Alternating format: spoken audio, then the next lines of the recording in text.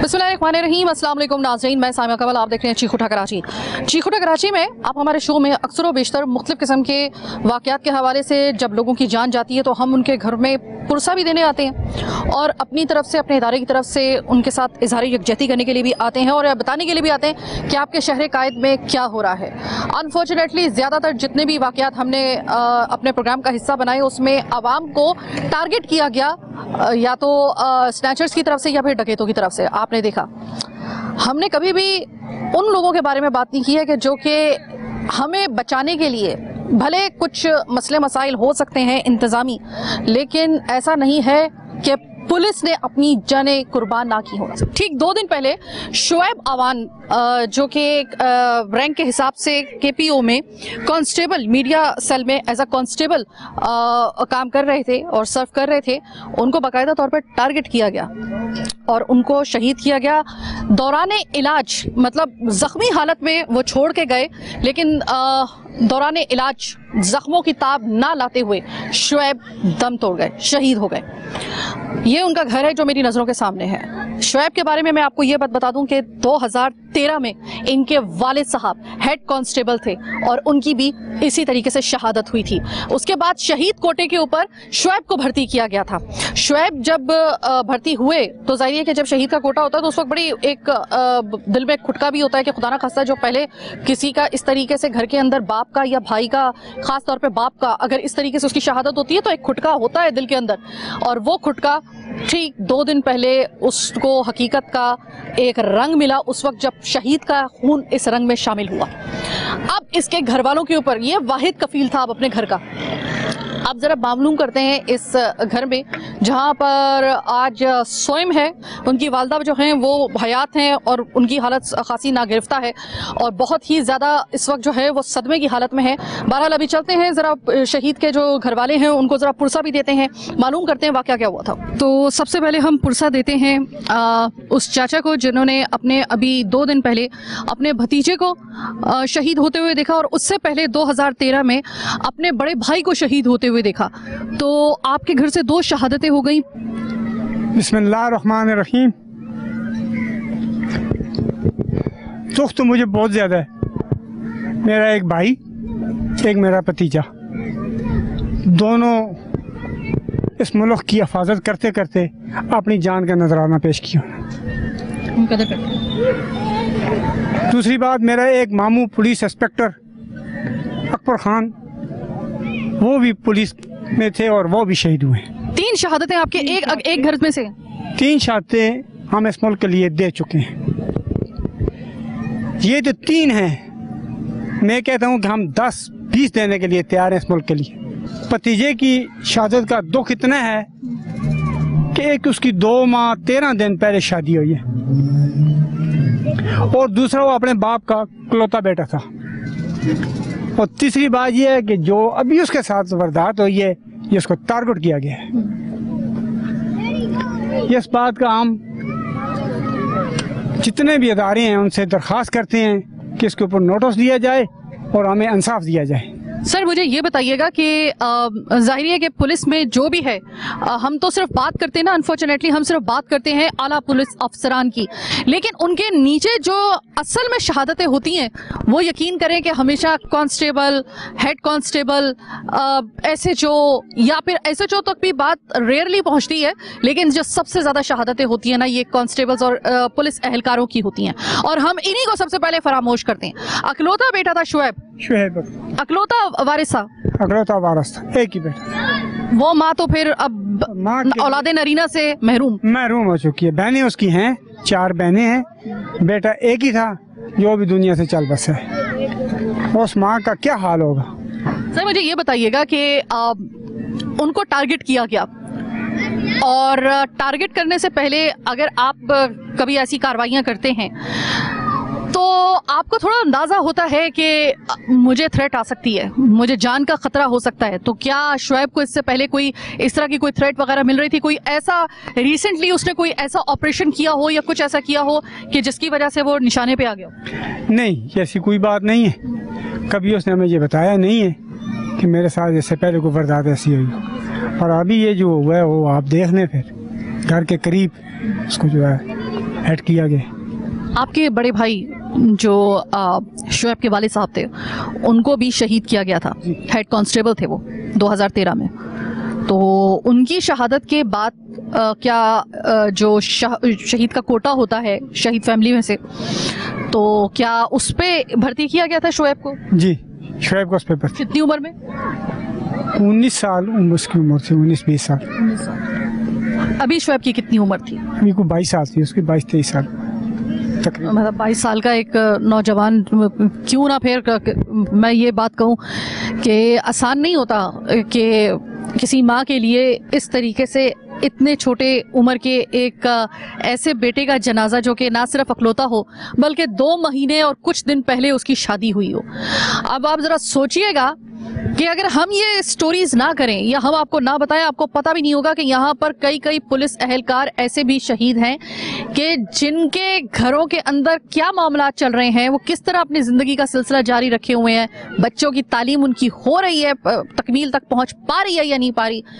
हमने उनका वो जो एक अमाउंट होता है, ज़्यादा से ज़्यादा हम वो एक वाजिबी सा एक अमाउंट होता है वो हम दे देते हैं। कफालत किस तरीके से उनके घर का नस्मो नस्ब सिर्फ एक माली तौर पे नहीं, एक इंतजामी तौर पे एक पिलर होता है। घर का हर फर्द जो होता है वो फर्द एक घर का पिलर होता है। अगर वो नीचे से निकलता है ना तो उसकी कमी हर जगह पे आपको महसूस होती है। इंतजामी तौर पे, ख़ास तौर पे अगर मुझे आप ये बताइएगा कि खुशी गमी पहले तो सिर्फ भाई का दुख होता था, अब तो भतीजे का भी होता है। भतीजे का भी बहुत ज़्यादा दुख है भतीजे। अब तो आगे कोई ऐसी खुशी वगैरह अल्लाह ताला दिखाएगा तब भी याद आएगा जैसे भाई याद आता। ज़रूरी बात है कि जब भाई नहीं था हम कहते थे चलो भतीजा है, जब भतीजा भी नहीं है दुनिया पे तो फिर आप जानते हैं कि तो क्या। सर मुझे ये बताइएगा कि जिस डिपार्टमेंट यानी कि सिंध पुलिस के डिपार्टमेंट के अंदर वो सर्व कर रहे थे, उस डिपार्टमेंट ने आपकी कोई खैर खबर ली? जी आते हैं शुक्र। आते जी, बहुत बहुत अच्छी बात है ये कि कम से कम वो उन्होंने आए हैं, 2-3 दफ़ा आए हैं, बाकी महकमा भी आए हैं, कब्रिस्तान पे भी आए हैं कोई माशाल्लाह। कफालत के लिए कोई उन्होंने बात की है? जी जी जी करते। चलें, शुक्र है। मैं सिर्फ सिंध पुलिस के डिपार्टमेंट से और जितने भी इससे मुंसलिक जितने भी डिपार्टमेंट्स हैं और जो इसके ऊपर जिन्होंने एक्शंस लेना है, एक्शंस लेते हैं जो इनफैक्ट, उनसे सिर्फ ये बात कहना चाहूँगी कि ये जो शहादतें होती हैं या किसी का जाना होता है, बड़ा एक मुश्किल मरहला होता है उनका जनाजा उठना, फिर उनको कब्र में उतारना, और उससे ज़्यादा मुश्किल होता है बाद में जब ज़िंदगी गुजरने के लिए जब आटे दाल का भाव पता चलता है आपको। तो ऐसे में खुदा के लिए आपने इनको अकेला नहीं छोड़ना, यही याद रखिएगा। अकलौता वारिस गया है इस घर से, इस बेवा माँ का भी। अस्सलाम वालेकुम। वालेकुम सलाम। शोएब चला गया, शोएब को टारगेट कर दिया गया, ज़िंदगी मौत की कश्मकश में अपने ज़ख्मों से लड़ता हुआ वो बिलाखिर अपने खाले की हकीकत से जान मिला। अब आप मुझे ये बताइए कि शोएब बहज़ियत इंसान कैसा था? शोएब बहुत अच्छा इंसान था। अभी उसकी शादी हुई है, 2 महीने हुए हैं, उसके साथ ये गलत हादसा हुआ है। मेहरबानी करके इसको इंसाफ दिया जाए। ये नाजायज़ी की है ये बड़े बड़े ऑफिसरों से, जो भी नेक में बड़े बड़े ऑफिसर हैं, हमें इनके कातिल जो भी हैं गिरफ्तार करके हमें इंसाफ दिलाया जाए। अच्छा ये बताओ कि आप शोएब के कितने अरसे से जानते थे? शोएब का कज़न हूँ मैं, हम दोनों काफ़ी टाइम से हमारा एक दूसरे आना जाना है, हम आपस में काफ़ी टाइम, यानी उसके साथ में रहता, मेरा कज़न है मेरा। सुनने में यह आ रहा है कि शोएब दोस्तों का दोस्त था, कज़न से बड़ा अटैच था, माँ का बड़ी जाहिर है कि माँ का लाडला आंखों का तारा तो सभी होते हैं, लेकिन वो इस वजह से भी कि उसने सुना था कि सुनने में ये आ रहा था हमारे, वो आप तस्दीक किया कर सकते हैं या इसकी तरदीद कर सकते हैं कि वो अपनी माँ को ये तसल्ली दिया करता था कि अब्बू चले गए लेकिन मैं हूँ, और जब तक मैं हूँ उस वक्त तक आपको फिक्र करने की ज़रूरत नहीं। अब तो वो सहारा भी चला गया, तो कुछ अंदाज़ा है किस किस्म का उसका मुस्तकबिल को लेकर किस किस्म के उसके इरादे थे, कितना वो खुश था, कितना जिंदा दिल था, कितना वो अपनी इस पुलिस की नौकरी को लेकर वो कितना ज़्यादा संजीदा था? पुलिस की नौकरी पे टाइम पे आना, टाइम पे जाना, वहाँ से आके सिर्फ घर में जाना, फैमिली का ध्यान देना, बस यही था काम। ना बाहर बैठना, बैठते भी थे यहाँ कोने पे आके बैठ के, ज़्यादातर कहीं ना दूर आ, ना देर से आना, ना कुछ। अब मैं उसका मान जाऊँ। तो अब मामू का जब तुमने ये देखा कि मामू की ये जो इत्तला तुम्हें मिली है, टारगेट किया गया, तो कभी ऐसा हुआ है कि घर में उन्होंने कोई इस तरह की बात की हो कि अब आज मैंने ये वाली कार्रवाई की है या आज फला के गिरबान में मैंने हाथ डाला है इस क्रिमिनल के, तो हो सकता है कि मुझे कोई धमकी वगैरह है, कभी उन्होंने इस तरह की कोई बात की, कोई इशारा वगैरह दिया हो? कोई बात नहीं की, वो तो क्या बोलते थे भी तो केपीओ में ना उन्हें किसी बदतमीजी का उसने बताया हो, क्योंकि मैं साथ ही एक ही घर में हम रहते हैं, इस तरह की कोई रिपोर्ट नहीं। आप उनकी उसी बहन के बेटे हैं जो अस्पताल में थी उनके साथ? जी जी। तो तकरीबन कितनी देर तक शुएब ने मौत का मुकाबला किया? यहाँ से हम 9 बजे के सुबह उन लोगों ने 5-6 बजे बोला कि यही मामू यही मसले बाहर हो गए कि जान का भी ख़तरा नहीं है। फिर जो 48 घंटे का ऑपरेशन था वो 1.5 घंटे में सॉल्व हो जाएगा। फिर सुबह 12 बजे उन लोगों ने बोल दिया भाई हालत बहुत ख़राब है। उन लोगों पे 6 घंटे रह गए बस। गोली कहाँ पे लगी थी? उनको टांग में चौड़े पे लगी थी। कहाँ पे लगी थी सर? इधर जी जी, गुर्दे के पास? जी गुर्दे के पास, ठीक है, सही है। तो जनाब ये था इस शुएब का तारुफ। प्रोग्राम में वक्त हुआ है छोटे से वक्फे का। वक्फे के बाद हिम्मत करके मैं उस माँ के पास जा रही हूँ जिसने अपनी औलादे नरीना खो दी। उसके पास अब बेटा नाम की जो नेमत होती है वो नहीं रही। बेटा कुर्बान हो गया इस जमीन के ऊपर, कराची की जमीन के ऊपर, आपकी मेरी हिफाजत करते हुए। पुलिस डिपार्टमेंट से उस एहलकार का ताल्लुक, रैंक उसका भले बहुत छोटे लेवल का उसका रैंक था, लेकिन जब शहादत मिलती है ना तो कहा जाता है कि जब शहादत मिलती है तो फिर अफसर मातहत सब बराबर, फिर शहादत, फिर टैग फिर शहादत का ही लगेगा। तो अब जरा चलते हैं उस माँ के पास। कब्रिस्तान से मुझे बताया जा रहा है कि वो माँ जो है वो फातिहा खानी करके और अपने बच्चे की कब्र को ठंडा करके पानी डाल के वो भी आ रही है। देखते हैं, हौसला मैं भी करती हूँ कि किस तरीके से मैं सामना करती हूँ उस औरत का जिसने अपना 2 दिन पहले अपने 22 साल के जवान बेटे की शहादत देखी है।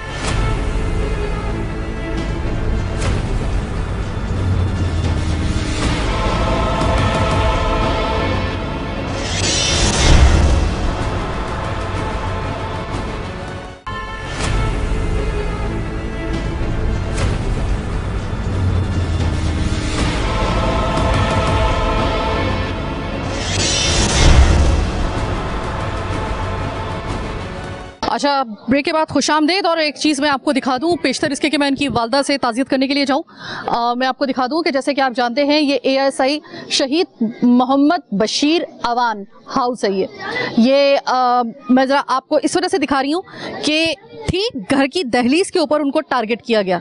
मतलब इतने जालिम लोग थे कि हम कहते हैं कि एक कुर्बानी के करते वक्त भी एक के सामने दूसरे को ज़िबा ना करो, और वहाँ पे घर वालों के सामने उनको टारगेट किया गया घर की दहलीज पर। पता नहीं कौन किस शकीकुल कल्ब ने ये गोली चलाई होगी। अब जो गोली चलाई तो सिर्फ अभी मैं आपको वो मोटरसाइकिल दिखा रही हूँ जिसके ऊपर वो सवार होते हुए उसको लगी थी गोली। ये इस वक्त आपको जो नज़र आ रहा है, इस वक्त आपको जो मैं दिखा रही हूँ, ये जो आपको नज़र आ रहा है ये निशान ये गोली का है। ये जो अभी आप देख रहे हैं ये गोली का निशान है, और बाकायदा तौर पे गोली पार करती हुई, चीरती हुई इस दरवाजे से। अब आप सोचिए कि जिसने टारगेट किया होगा ना उसको इस चीज़ से कोई मतलब नहीं होगा कि इस घर के अंदर बच्चे भी होंगे। अगर मैंने गोली यहाँ पे चलाई तो इसको पार करती हुई गोली खुदा ना खासा पीछे किसी बच्चे को या किसी औरत को भी लग सकती है। उनको इस बात का कोई इस बात का एहसास नहीं था। मैं आती हूँ उस स्पॉट की तरफ। ये मोटर बाइक एग्जैक्टली उसी जगह पे खड़ी हुई है उस दिन से जिस दिन से ये टारगेट किया गया है। इसको किसी ने छेड़ा नहीं है, हाथ नहीं लगाया, क्योंकि ये शायद अभी उसमें चाहिए होगी, इसकी जो पोजीशंस वगैरह है वो सही तरीके से चाहिए होगी। अभी अगर मैं आपको दिखा दूं कि इसको गालिबन मुझे यहाँ पे बताया गया था कि यहाँ पर भी बुलेट के निशान आपको नज़र आएंगे, कि जो कि मुझे इस वक्त जो है शायद इक्का दुक्का जो मुझे शगाफ नज़र आ रहे हैं, डेफिनेटली ये शायद उन्हीं गोलियों के होंगे। खैर ये पुलिस तहकीकात करेगी तो उसको वो करेगी, लेकिन ये बिल्कुल उसी जगह पे, इसी पोजीशन पे ये शुएब यहाँ पर मौजूद था इस जगह पे। और जब वो बचने के लिए भागा है तो उसको फिर टारगेट करते हुए उस दरवाजे के ऊपर बुलेट ने शगाफ कर दिया। गोली जो थी वो उसको एक हसास मकाम के ऊपर जाके लगी, जो कि उसकी ब्लीडिंग ज़्यादा होने की वजह से और एग्जैक्टली उसके जो जख्मों की ताब ना लाते हुए उसकी जो शहादत हुई।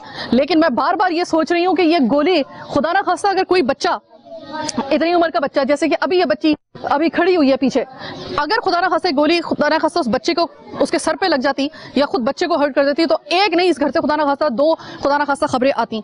बड़ी हिम्मत करके मैं उस माँ के सामने बैठने की हिम्मत करवा रही हूँ, और मुझे नहीं समझ में आता कि कैसे हौसला मिल जाता है। मुझे लग रहा था कि शायद एक औरत मुझे दिखाई देगी जो कि पुछाड़े मार मार के गिर रही होगी, और ऐसे हालात होंगे कि संभालना पड़ेगा। लेकिन अगेन मैं एक ऐसी औरत को देख रही हूँ, मैंने पिछले हफ्ते भी एक स्टोरी कवर की थी, और मैं अभी भी एक ऐसी बड़ी बाहिम्मत खातून से मिल रही हूँ कि जवान 22 साल के सिर्फ बेटे की शहादत के बाद वो मुझे फिर भी इस हालत में मिल रही है कि मैं उनसे बात कर सकती हूँ। मुझे ये बताइएगा कि आप का बेटा अकलौता बेटा था, मुझे ये बताइएगा कि अभी उसके बाद जो है वो क्या किस तरीके से ज़िंदगी की डोर चलेगी? कुछ पता नहीं कैसे चलेगी। अभी तो सिर्फ वो पहाड़ जैसा दुख ही सिर्फ झेल रही हैं आप। मैं 11 साल से झेल रही हूँ। पहले मेरे शौहर शहीद हुए हैं सन 13 में, और आज मेरा बेटा शहीद हो गया, और वो भी घर की दहलीज के सामने। वो मेरी गोद में आके गिरा है। आपकी गोद में आके जख्मी होके गिरा है? हम माँ बेटा यहाँ खड़े अंदर बात कर रहे थे, वो जा रहा था कहीं, तैयारी कर रहा था जाने के लिए, कंगील कर रहा था, मैं उसके पास खड़ी थी, तो गोली अचानक से लगी उसको। हमें नहीं पता किसने मारी, कौन था, कहाँ से आए, क्या हुआ, मुझे कुछ नहीं पता। मैंने मगरिब की नमाज पढ़ी और मैं और मेरा बेटा हम बात कर रहे थे आपस में। वो जाने के लिए तैयार हो रहा था, कंघी लगा रहा था, और मैं खड़ी थी, तो वो मेरे ऊपर आके गिरा, तो उसने एक ही अल्फाज निकाला, हाय अम्मी जी, बस। फिर मेरे बेटे ने मेरे से कोई बात नहीं करी, 2 दिन अस्पताल में। आखिरी बात उसने माँ से सिर्फ हाय अम्मी जी, बस उसने एक आख सिर्फ उसकी एक वही आप सुन सकी? हाँ, बस आखिरी अल्फाज मेरे बेटे के यही थे, हाय अम्मी जी, बस। फिर मेरे को नहीं, ना उसने आँख खोली, ना उसने कोई आवाज़ निकाली, मेरी गोद में गिर गया। जब रिक्शे में डाल के ले गए, ये बड़ा दामाद है मेरा, ये गोद में उठा के रिक्शे में लेके गया। फिर हमें नहीं पता जना में क्या हुआ क्या नहीं। फिर 2 महीने पहले शादी हुई थी? हाँ, 2 महीने 18 दिन हुए। 2 महीने 18 दिन। तो वो भी तो मेरे ख्याल में क्या वो जो आपने पोता पोती के ख्वाब देखे होंगे, वो तो जाहिर है कि वो भी तो अभी आंखों में पल ही रहे होंगे कि जब ये हादसा हो गया। अब मुझे ये बताइएगा कि अब सिर्फ आपने तो बेवगी का ये साल जो था तकरीबन 2013 से लेकर 2023 तक लगभग 10 साल हो गए तकरीबन। अब आपकी बहू भी बेवा है, तो ये मुझे बताइएगा माँ जी कि क्या कोई सरपरस्ती जिस इदारे से ये ताल्लुक़ रखते थे, यानी कि पाकिस्तान पुलिस, वहाँ से आपको कोई इस तरह का कोई सर पे हाथ रखने वाला इस तरह का कोई मामला है, या आपकी कफालत का कोई मामला है, या हमें आवाज़ उठानी पड़ेगी? नहीं, मेरे शौहर की मुझे सैलरी मिल रही है, आगे उनका काम है मेरे बेटे की भी सैलरी दें, मेरा हक है। मेरा बेटा, मैंने जवान बेटा खोया अपना, और इस आवाम के लिए, इस हुकूमत के उस पे गया ना मेरा बेटा। आपको इस बात का भी शिकवा है कि आपके शौहर को जिसने टारगेट किया, या शौहर को आपसे आपका शौहर जिसने छीन लिया, उसको भी अभी तक सजा नहीं मिल सकी, या उसका भी कोई कैफिर किरदार तक उसको नहीं पहुंचाया जा सका? इस वजह से आपको लगता है कि इसका भी मामला इसी तरह ठंडा रहेगा? इसी तरह होगा। कब पकड़ते हैं? नहीं पकड़ सकते। मतलब उस वक्त का 10 साल का शिकवा आपको है? बिल्कुल है, क्यों नहीं। मैंने अपनी जवानी खोई, मेरा जवान शौहर गया, मेरे छोटे छोटे बच्चे थे, उनकी शहादत के बाद मैंने 2 बच्चियों की शादी करी, तीसरे बेटे की शादी करी, तो आखिर में मेरे को उसकी जरूरत थी या नहीं थी? आप भी बता दें ये बात। मुझे मेरे बिल्कुल थी, जरूरत थी या? बिल्कुल थी। तो अभी तो मुझे अपने बेटे की सबसे ज्यादा जरूरत थी, तो वो ले गए, उसको ले गए। आप बताएं ना। माँ जी, आप कुछ तो आप चाहती होंगी, मतलब देखें, ये मुझे जिंदगी में आप ना कोई पहली खातून मिल रही है कि जो मुझे कह रही है मुझे इंसाफ नहीं चाहिए। मुझे तो इंसाफ अगर देना था तो 10 साल पहले देते, जब मेरे शौहर। मैं यकीन माने कि मैं खुद हैरान रह गई हूँ आपकी ये बात सुन के कि आपको वाकई में इतनी मायूस हो चुकी हैं आप। मैं बहुत मायूस हूँ इन लोगों से, मुझे अब नहीं चाहिए किसी से कोई इंसाफ। बेटे मेरे ने आना नहीं है। हाँ, ऐसे ही अगर इंसाफ करें तो उस बंदे को मेरे सामने खड़ा कर दें लाके, सजा उसको मैं दूं, उसको पता चले कि एक माँ का कलेजा कैसे उसने फाड़ा है। यानी आप चाहती हैं कि मुझे या तो इंसाफ देना है तो ऐसे दो कि मेरे बेटे का कातिल मेरे सामने खड़ा करो, सजा दूंगी मैं दूंगी। मेरे सामने खड़ा करें, क्यों? कि उसको पता चले कि मैंने किसी माँ का कलेजा कैसे फाड़ा है, किसी की मासूम बच्ची को कैसे बेवा किया है।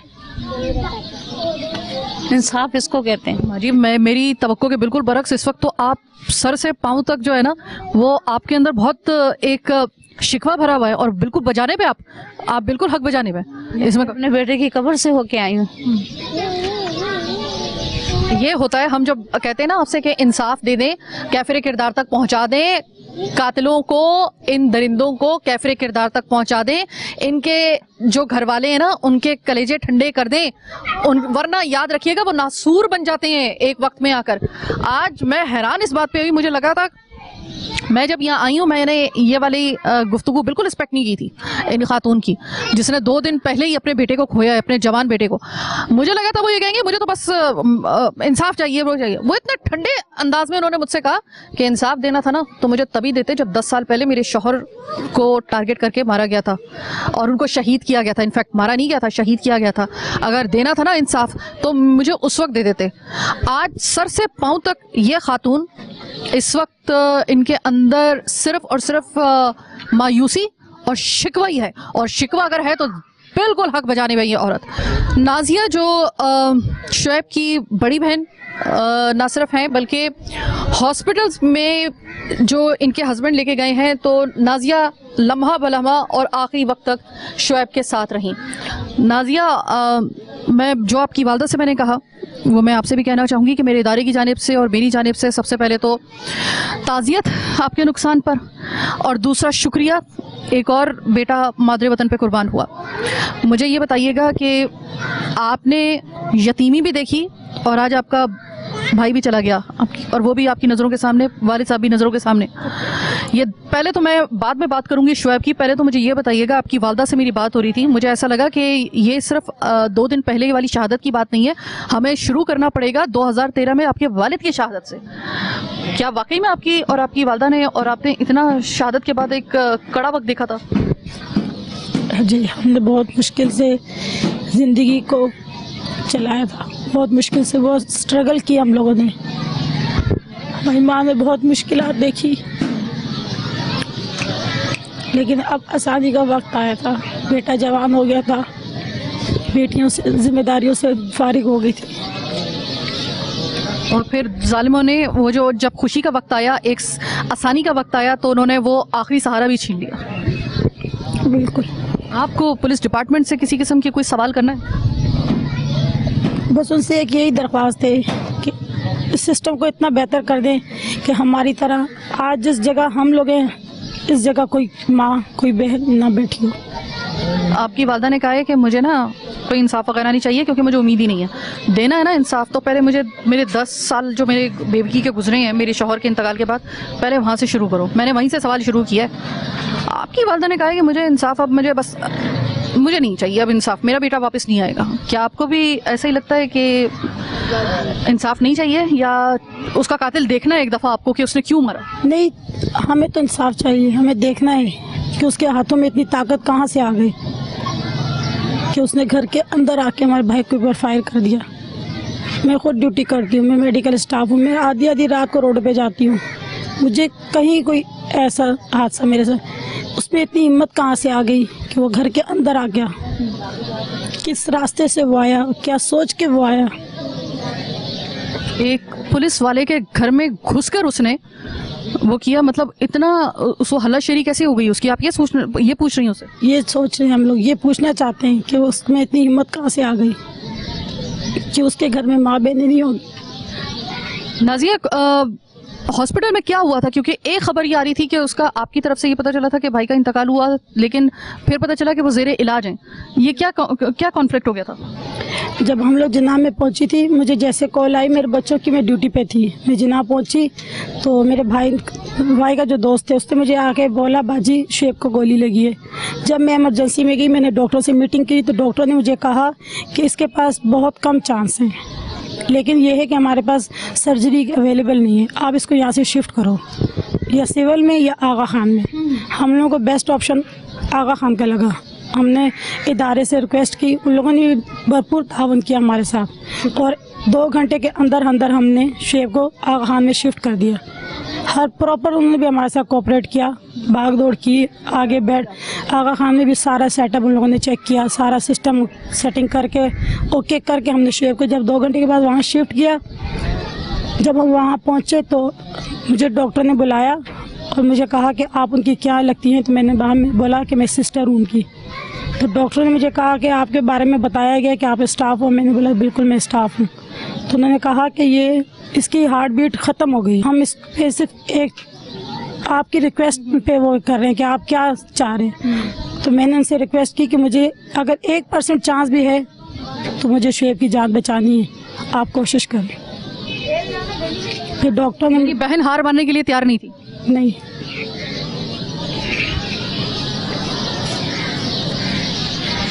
ये जनाब प्रोग्राम करने का मकसद ये है कि एक तो ताज़ियत इनसे जो करनी है वो तो करनी है।